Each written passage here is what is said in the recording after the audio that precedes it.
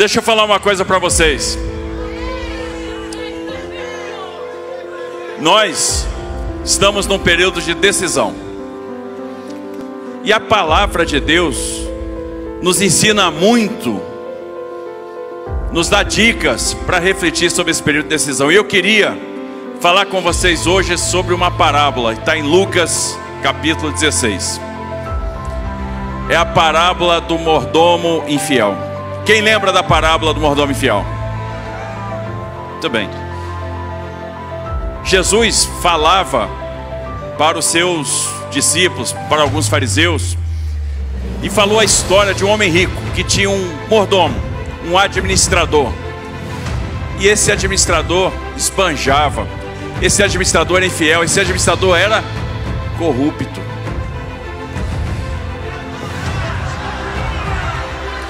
E aí, esse senhor chama o seu mordomo e pergunta a ele o seguinte: o que eu ouço de ti? O que eu ouço de ti? Já não tem mais condição de administrar os meus bens. Ou seja, a hora da prestação de contas vai chegar.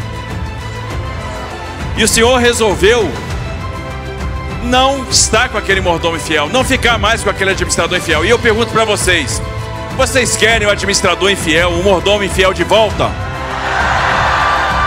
Igreja, não ouvi. Vocês querem o administrador infiel de volta? Agora eu ouvi. E aí o mordomo tem a seguinte ideia: bom, cavar não posso mais, não tenho forças. Pedir esmola, tenho vergonha.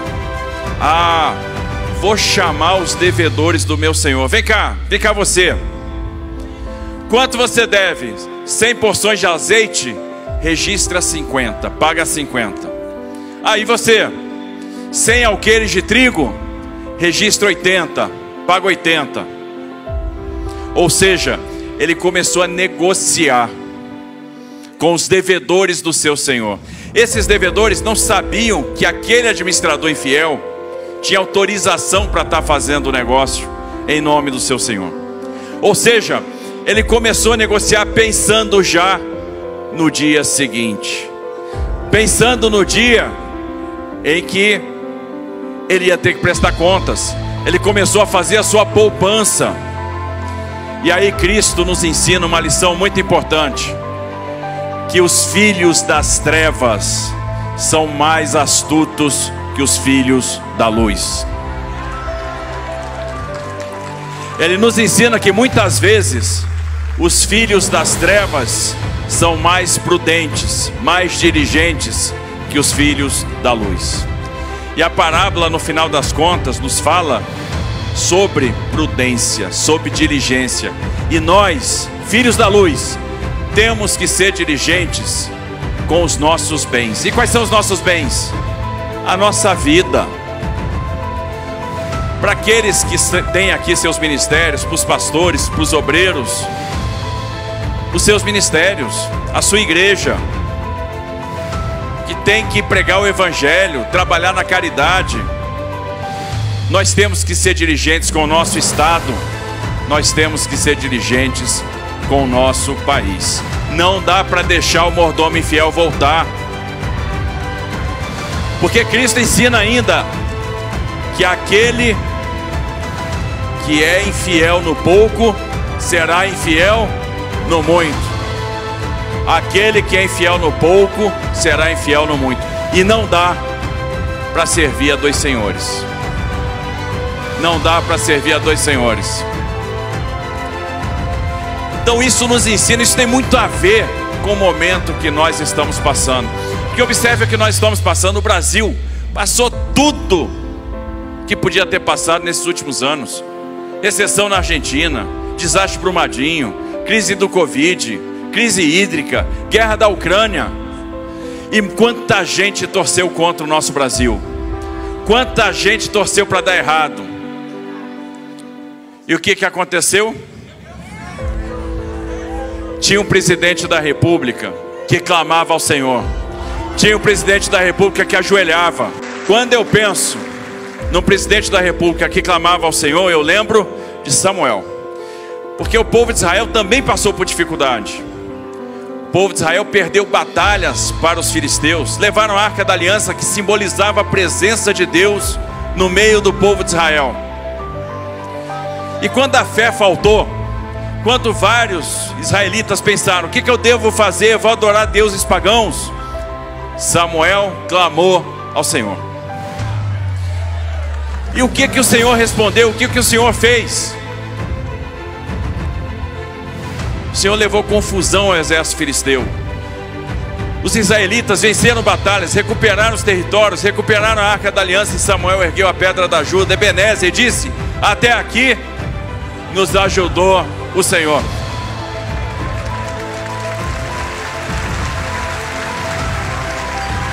E eu falo para vocês, igreja, até aqui nos ajudou o Senhor. Quem crê nisso? Até aqui nos ajudou o Senhor, e o Senhor vai continuar nos ajudando. Porque pela primeira vez eu vi o presidente da república levar a igreja para dentro do Palácio do Planalto, para dentro do Palácio da Alvorada. No passado, o que acontecia no Palácio do Planalto e no Palácio da Alvorada era outra coisa. Nesse momento de decisão, a gente tem que pensar nessas coisas, porque a gente está falando de futuro. E muita gente está tratando o futuro de uma forma leviana, com pouca reflexão, sem prudência. Sem prudência. E a parábola do mordomo infiel fala da prudência. As pessoas que às vezes são influenciadas por alguns artistas, por influências em rede social, gente que não tem compromisso com a vida, com a família, com o Estado, com o país. Muita gente que não defende a vida desde a concepção. Muita gente que relativiza a corrupção. E muita gente que decide o futuro por uma questão de simpatia, por uma questão de estética. Ah, não voto nele porque eu não tenho simpatia por ele, ele é antipático, ele falou isso ou falou aquilo. Para quem decide por simpatia, por estética, eu vou lembrar o seguinte: quando Samuel entrou na casa de Jessé para ungir um rei, se ele fosse ungir por estética ou por simpatia, o ungido não seria Davi. Eliabe. E Davi foi um rei segundo o coração de Deus. Foi um rei segundo o coração de Deus. Davi errou. Errou, igreja? Ah, Davi errou muito. O Salmo 51 é um pedido de perdão de Davi. Davi pede misericórdia, mas Davi foi um grande rei. Foi um rei sábio, corajoso, um rei segundo o coração de Deus. A pessoa, quando é chamada para uma missão, ela tem medo, ela é humana. Se Moisés teve medo, e olha só, Moisés foi chamado diretamente por Deus, viu a sarça ardendo que não se consumia.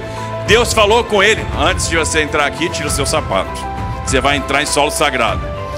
Mas eu sou o Deus de Abraão, sou o Deus dos seus antepassados, e eu vou te dar uma missão: vá até o faraó e liberte meu povo.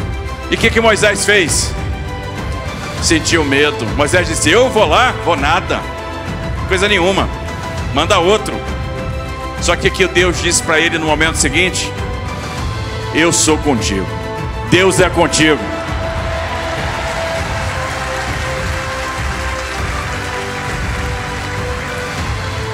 Moisés recebeu a missão de construir um tabernáculo no deserto. E apóstolo, Deus dava a missão para construir casa na praia, né?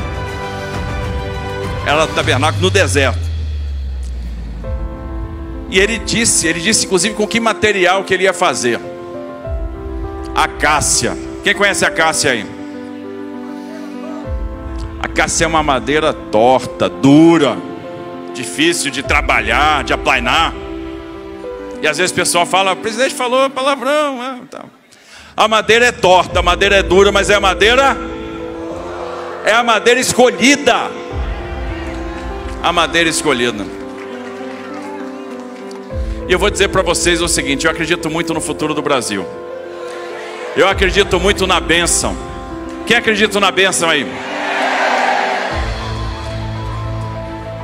E a palavra diz, Romanos 12:12: alegrem-se na esperança, sejam pacientes na tribulação e perseverem na oração. Se alegrar na esperança, sabe por quê? Porque Deus tem uma bênção declarada para nós, tem uma bênção declarada para vocês, tem uma bênção declarada para o Brasil. Já declarou essa bênção. O maior medo que o ser humano tem é o medo da morte. E para esse medo Cristo já resolveu, porque Ele viveu a nossa morte para a gente viver a vida dele.